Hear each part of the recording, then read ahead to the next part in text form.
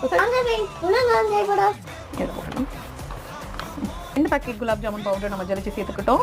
இப்போ அதுக்காக 2 table spoon அளவுக்கு தயிர் சேர்த்ததுக்கு அப்புறம் தேவையான அளவுக்கு கொஞ்சம் கொஞ்சமா பால் ஊற்றி நம்ம வந்து மாவை பிசைஞ்சிக்கலாம்.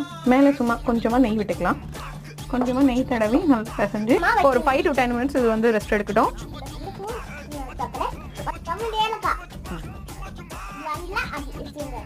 சக்கரை போட்டு சைடு தண்ணி ஊற்றிங்க.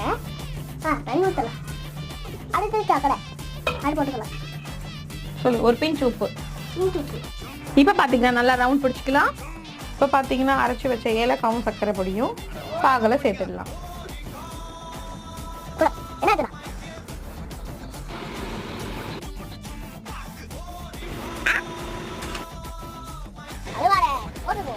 சாயா